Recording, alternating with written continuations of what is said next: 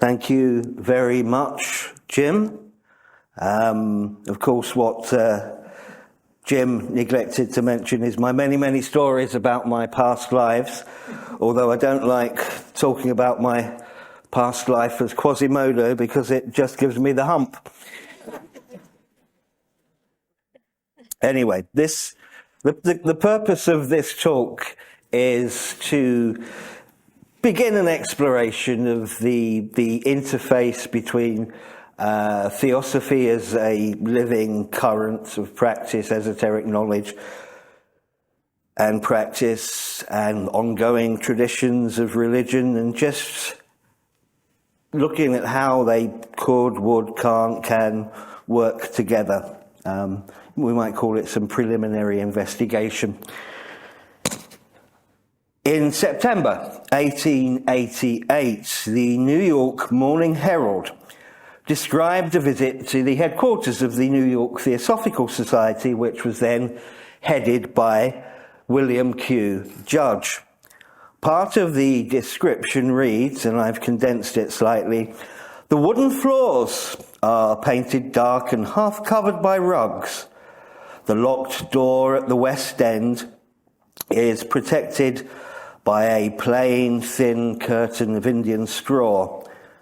There is a small recess in which, reposing upon an orientally draped shelf, is a gilded statue of Buddha, seated cross-legged amid a bed of lotus leaves and engaged in characteristic contemplation.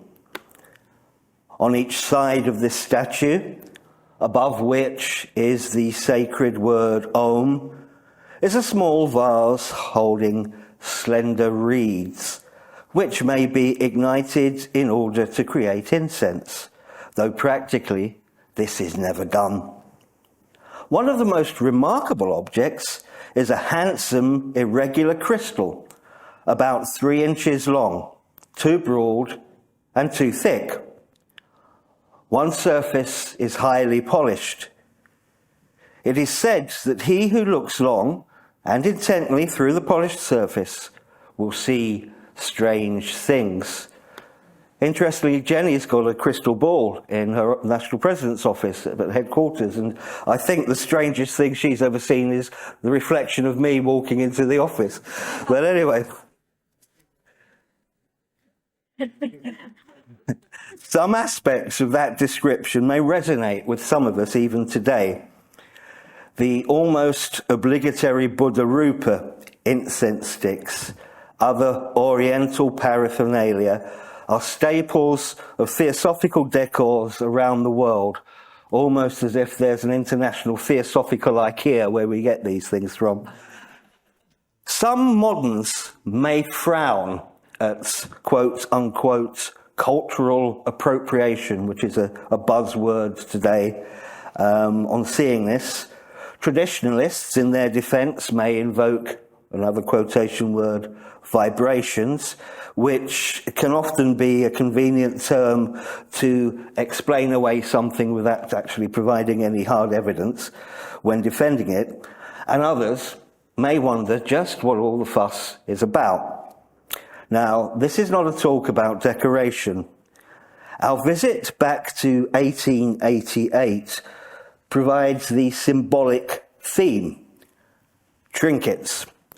And at the end of the day, a statue of the Buddha is a trinket just as is any other idol, unless, of course, one submits oneself to those ubiquitous vibrations mentioned earlier, symbolizes a common adherence to, in my opinion, externals, to forms as expressing invisible realities. Now, perhaps we've all had a phase, I know I certainly did, perhaps we've all had a phase where we collect such items as a part of our expressing our commitment to the new ways of thinking introduced to us by the Theosophical Society. And sometimes our potential for idolatry does not stop there. We might happily chant Sanskrit mantras, for example, but we'll turn our nose up at the Lord's Prayer. But the merits of Sanskrit aside, and Sanskrit has a great many merits within Theosophy, as we're all well aware, is chanting enough? I would hope that not many Theosophists would say that it is.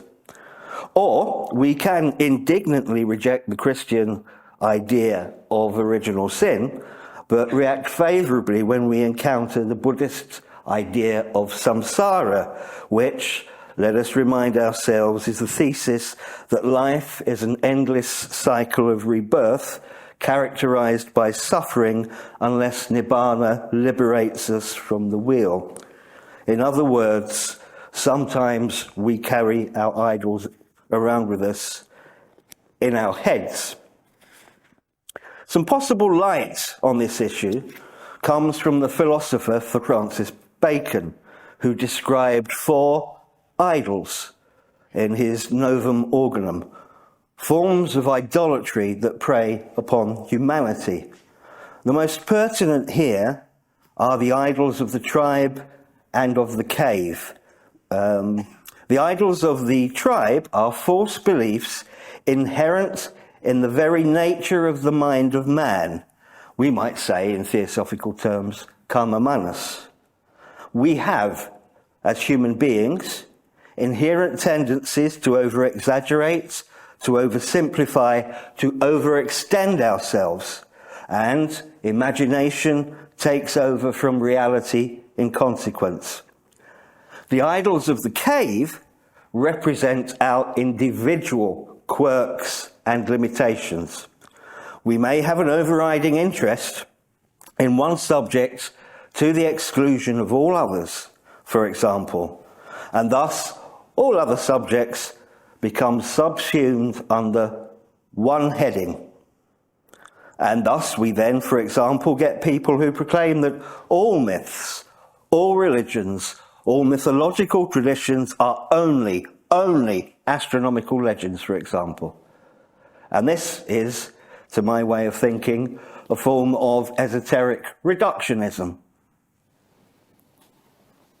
Note that I am not denying that the Theosophical Society's early history presented a preference towards Eastern philosophies over Western. It would be folly to do so.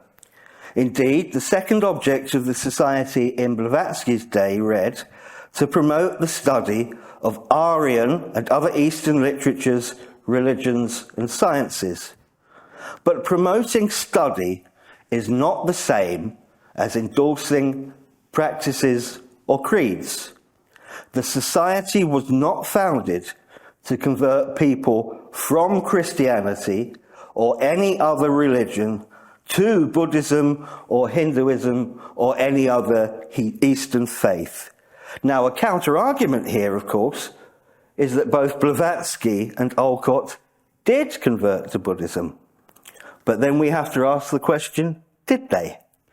Olcott clearly states in his Buddhist Catechism that he viewed Buddhism as a philosophy rather than a religion.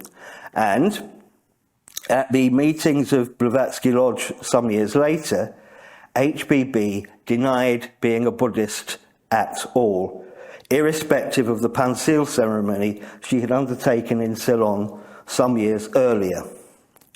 If the Theosophical movement had indeed been begun as a means of promoting exoteric Eastern practices in the West, and much of what has been promoted is exoteric by the very fact that it is public, not least of all, then its usefulness or uniqueness was short-lived. For there are any number of groups founded in roughly the same time period as the Theosophical Society, which do exactly that.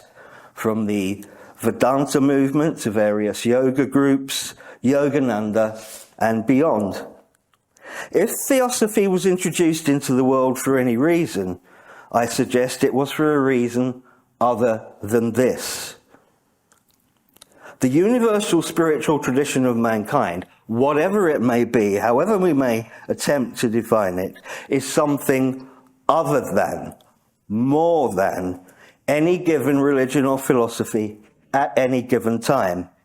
Because however great a tradition may be, however many insights it may offer into the human condition, and however many ways it may itself have to grow and develop with changing times, it can never speak to all people at all times. So, what is the purpose of the Theosophical Society? What message does it have for the world? The Mahatma letters, for example, are explicit that the Theosophical Society was not intended to become a school of occultism, but a real brotherhood. We've heard that theme mentioned before throughout the school. But how to distinguish the brotherhood presented by Theosophy with secular versions of brotherhood, if indeed there is a need to do so? Mahatma letter number 12 in the chronological edition carries the oft-repeated phrase, "The chiefs want a brotherhood of humanity, a real universal fraternity started, an institution which would make itself known throughout the world and arrest the attention of the highest minds." This is the famous letter that originated the Kiddle incident, where the Mahatma letter was allegedly caught not crediting his sources properly. But it also contains this significant qualification, which places the question of the theosophical approach to brotherhood, in my opinion, in a slightly different light. The truths and mysteries of occultism constitute a body of the highest spiritual importance, at once profound and practical for the world at large. Yet, it is not as a mere addition to the tangled mass of theory and speculation in the world of science that they, phenomena, are being given to you, but for their practical bearing on the interests of mankind. They have to prove destructive in the pernicious errors of the past, in the old creeds and superstitions which suffocate in their poisonous embrace, but constructive of new institutions of a genuine, practical brotherhood of humanity, where all will become co-workers of nature, will work for the good of mankind with and through the higher planetary spirits, the only spirits we believe in.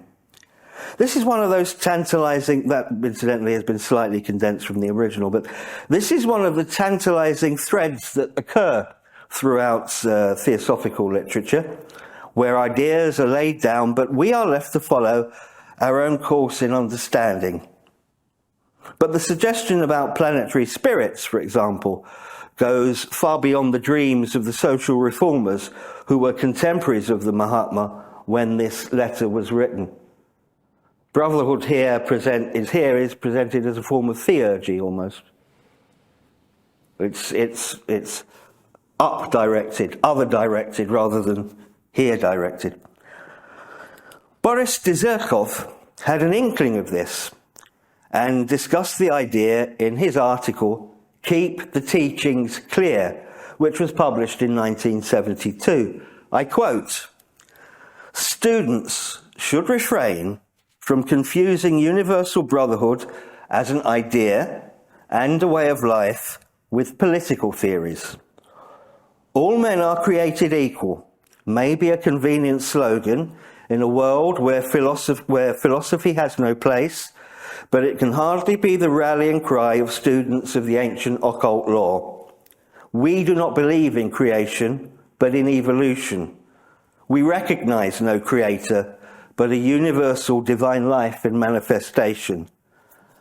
This, to me, is the most significant and the most beautiful part of this particular quotation. Not even two leaves of the same tree are identical or equal. Therefore, it is obvious that universal brotherhood means something far greater and all-inclusive. I think that Boris has captured the spirit of what the Mahatmas were saying here, and it is a challenge to all of us to ponder on that message, absorb its implications, and make it a motive force in our lives. Something greater and more inclusive than equality, which is a particular bugword in the current era, In her first message to the American Theosophists, HPB tells us that Theosophy is the perfect harmonizing of the divine with the human in man, the adjustment of his godlike qualities and aspirations and their sway over the terrestrial passions. Perfect justice to others as to oneself is its chief feature. In such a state as this, divine harmony obviously prevails over difference. Now, many of the themes that we're dealing with here are covered in the so-called Prayag letter, which was written by HPB to Synods, with her reports of comments by the Master M. It was a controversial letter that received some prominence during the Judge case. Annie Besant, without seeing it, for example, declared that it was falsely attributed to HPB because of the harsh tone that it adopted towards some Brahmins. But she was wrong on this point because the original written in HPB's handwriting exists. So perhaps that gives us some example of how idols of the cave work in a particular instance. But I'll quote the main points before discussing the letter. M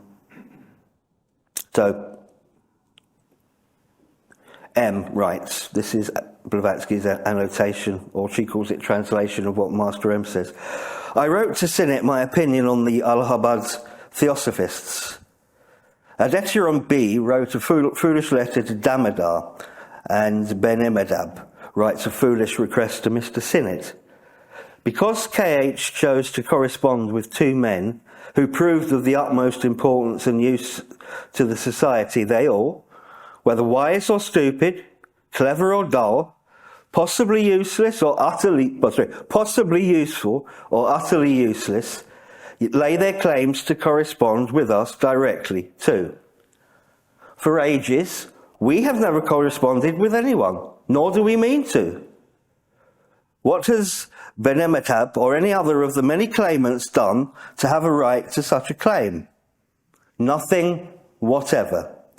They join the society, and though remaining as stubborn as ever in their old beliefs and superstitions, and having never given up caste or one single of their customs, they, in their selfish exclusiveness, expect to see and converse with us and have our help in all and everything.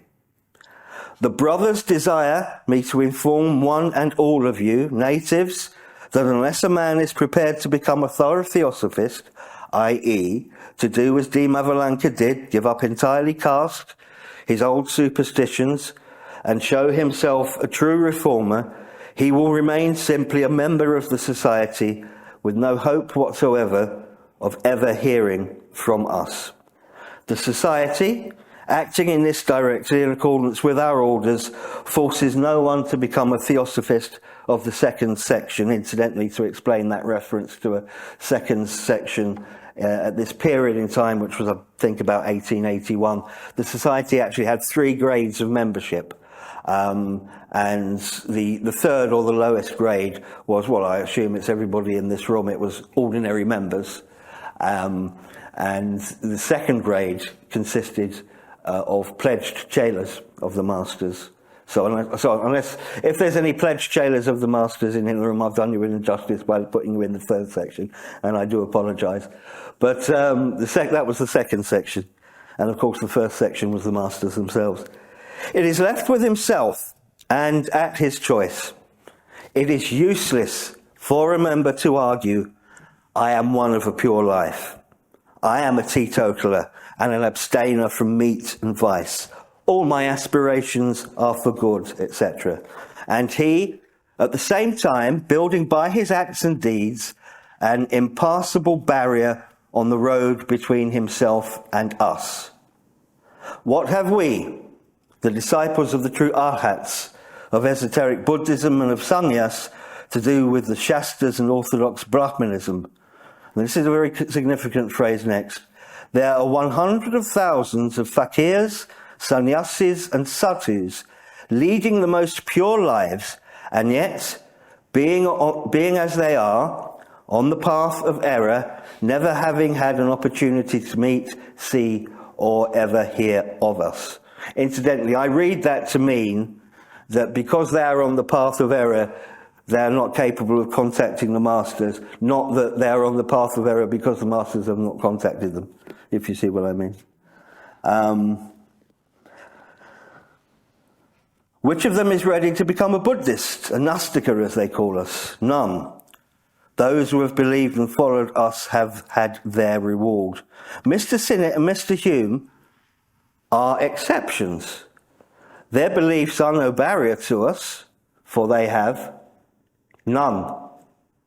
They may have had influences around them, bad magnetic emanations, the result of drink, society, etc., but all of this is physical and material impediments with which, with a little effort, we could counteract. I would incidentally suggest in our reading of this letter at this point, having criticised orthodox or, if you like, prejudiced Hinduism, we can't go, having seen the Mahatmas do that, we then can't say, oh, the Mahatmas are therefore Buddhists, because at other points in place, the Buddhists, the Mahatmas criticise some of the superstitions of Buddhism. Yeah? When the masters refer to themselves as Buddhists, it is esoteric Buddhists, not the Buddhism of the exoteric texts, not the Buddhism of the exoteric schools. Not so with the magnetism and invisible results proceeding from erroneous and sincere beliefs.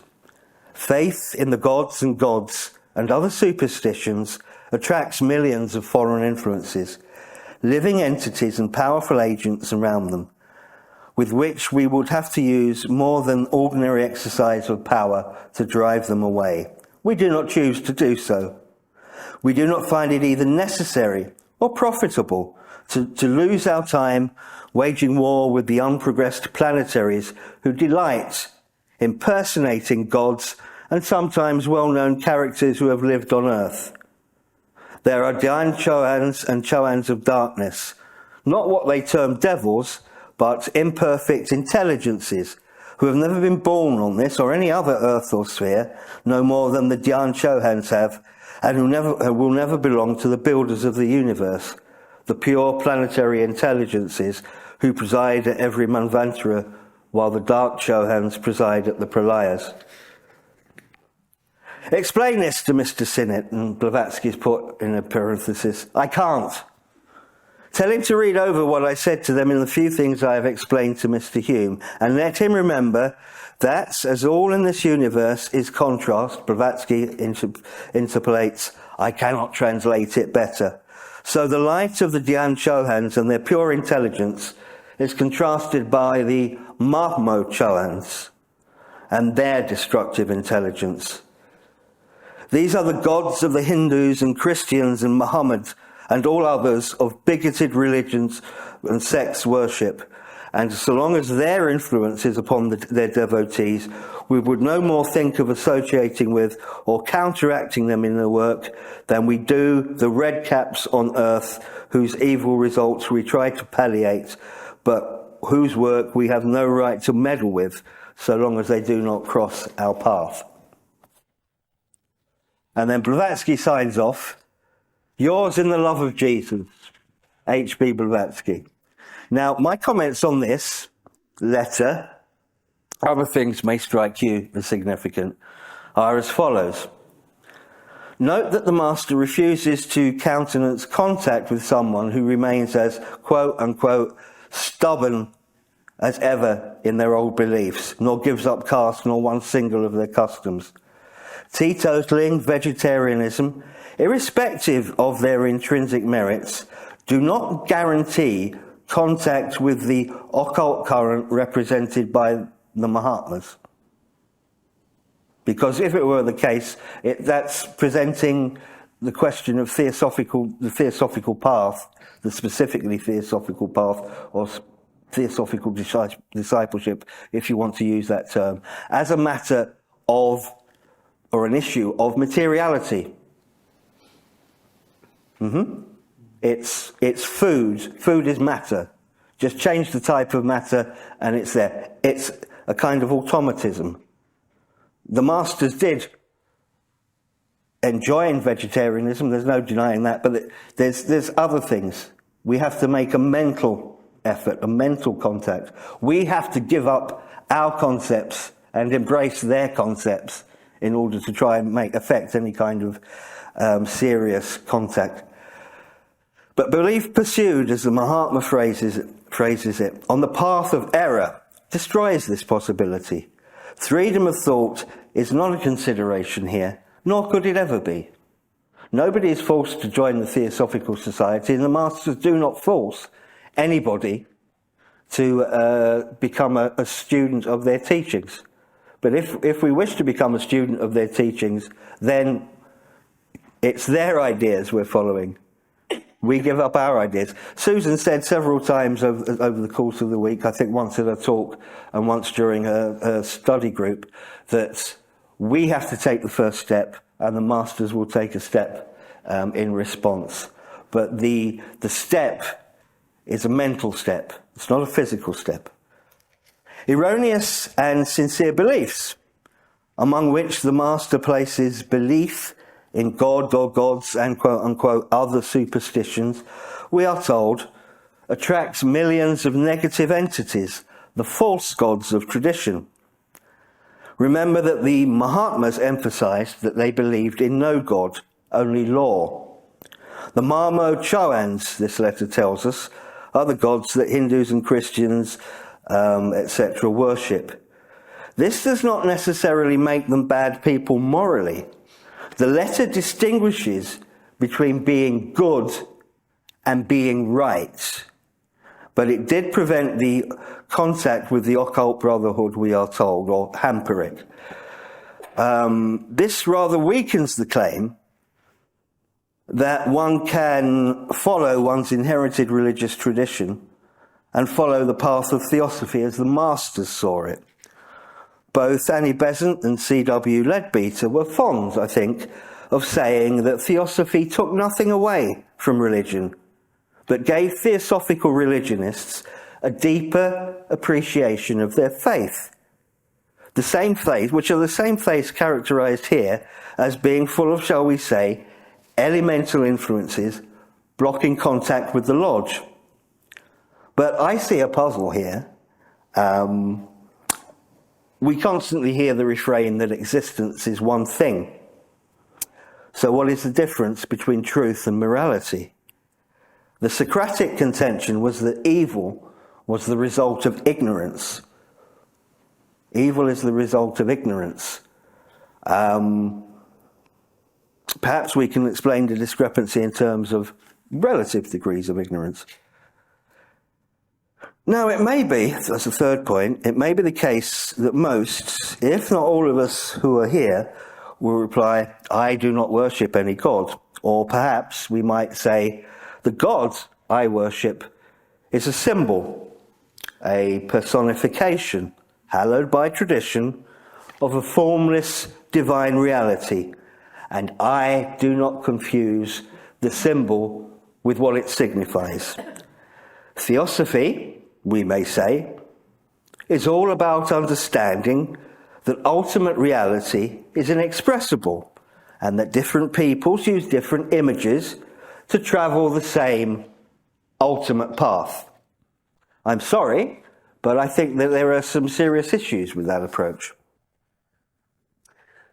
Theosophy is not a system of thought that claims that some kind of knowledge of divinity is impossible. The very word, theosophy, theosophia, means knowledge of divine things in one of its translations.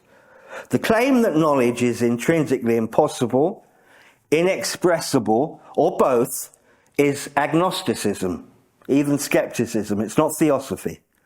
And what type of knowledge is it, if we are all ultimately one, that is incapable of being transmitted, discussed, shared, one to another, self to self?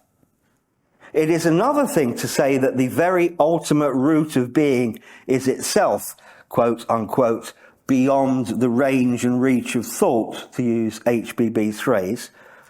But that's a different thing.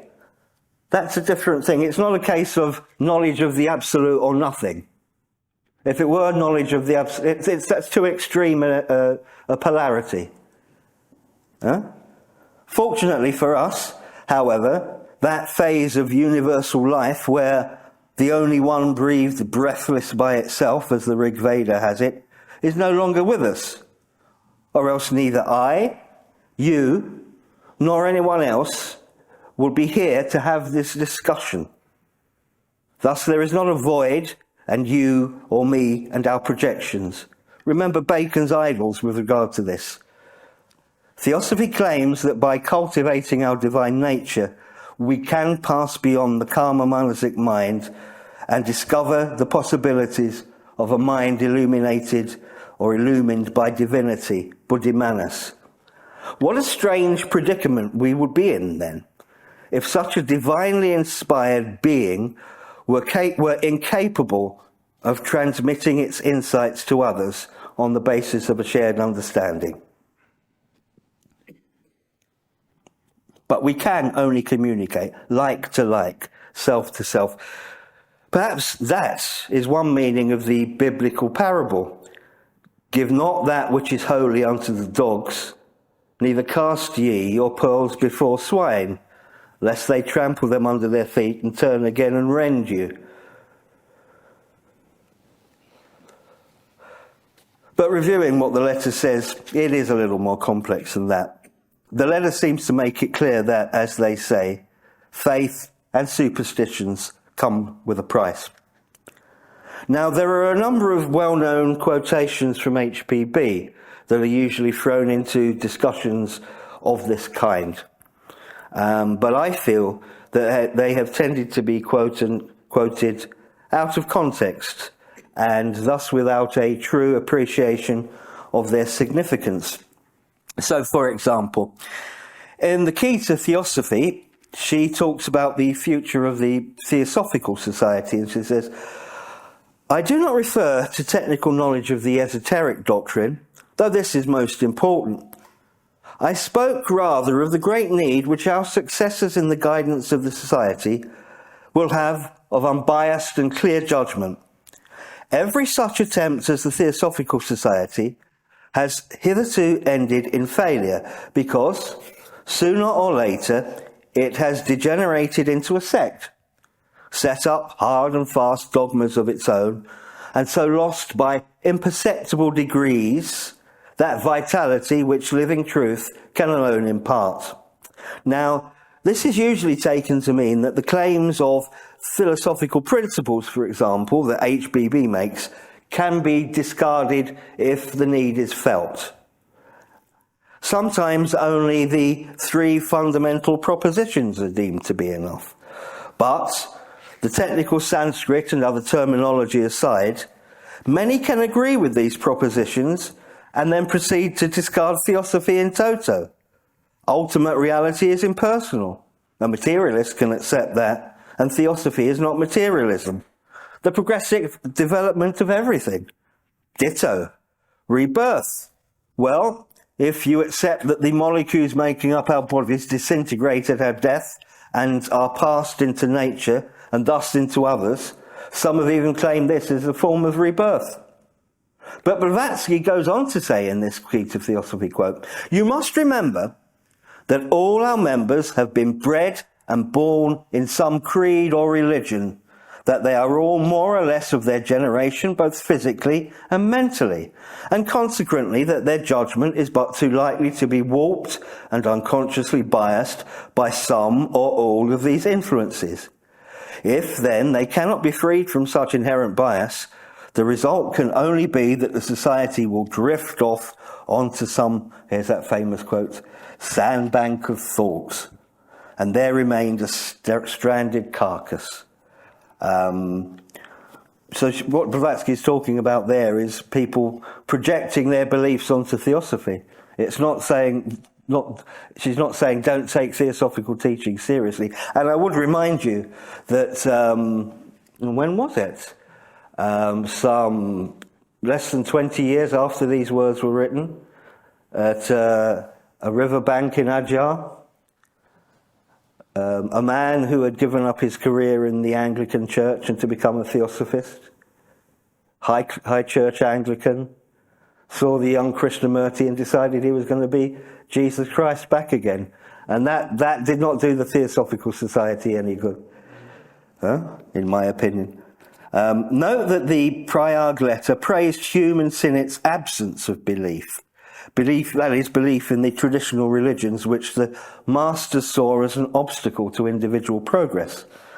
Another HPB quote that is overused, and I think I've heard Wayne use it once, so I think it was in his talk about Pan's Labyrinth. Private joke. Another HPB quote is where she says, "Orthodoxy in theosophy is a thing neither possible nor desirable. It is diversity of opinion within certain limits that keeps the Theosophical Society a living and healthy body."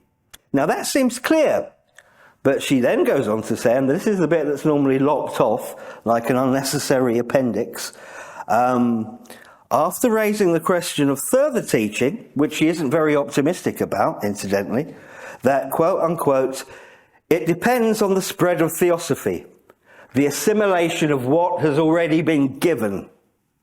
How much will be revealed and how soon?" That was the 5 Messages, the 1888 letter. I'm reminded here of Bacon's Idol of the Tribe. HPB expresses a similar idea in What is Theosophy, which was the first ever article in which she discussed the nature of theosophical teaching, specifically. First ever article in the Theosophist, actually. When ignorant of the true meaning, and that phrase is key, true meaning, when ignorant of the true meaning of the esoteric divine symbols of nature, man is apt to miscalculate the powers of his soul. And instead of communing spiritually and mentally with the higher celestial beings, he will unconsciously call forth the evil, dark powers, the grim creations of human crimes and vices.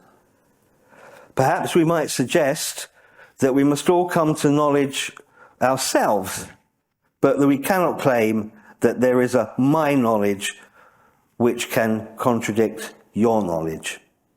These are opinions, not knowledge. Now, a final note.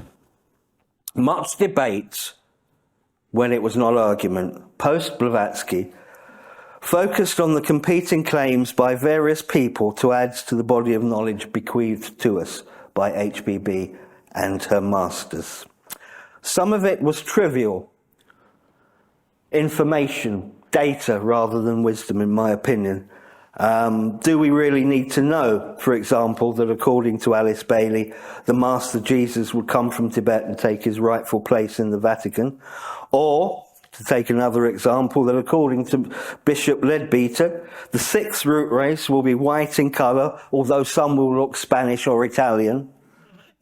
Or that the whole of Europe will become a confederation of kingdoms, not republics, but kingdoms. Leadbeater was a monarchist, among other things. Much of what passed or passes for divine wisdom in the wake of Blavatsky, to this speaker at least, seemed to have missed the point. Take what HPB had to say, just in one particular example, about the 7 rays. Mrs. Bailey, somewhere, I couldn't find the quote, but claimed that the 7 ways to bliss that are referred to in the stanzas of Jeanne are the 7 rays about which she wrote so under the claimed guidance of DK so prolifically, yeah? But in the recently rediscovered minute books of Blavatsky Lodge, when asked what the 7 ways to bliss were, HPB told her students that they were the Eightfold Path. Now, the question is, really, this summarizes to me, the question is the essence of the Theosophical project the printing of ever more books with ever more lists and tables or diagrams that get ever more intricate with more lines subdivided, correlating this with that in ever more novel and ultimately contradictory ways. I'll let HPB have the last word. And this gives an example of her approach. There are 7 rays, but what are they? They have got 77,000 times 7. All kinds of combinations. It takes a lifetime to learn them, and you cannot do it by registering all these in your physical memory. It is a perfect impossibility. You have to use your intuition and your psychic memory, the memory of your ego, of the astral. You have to register it on your astral form. Thank you very much.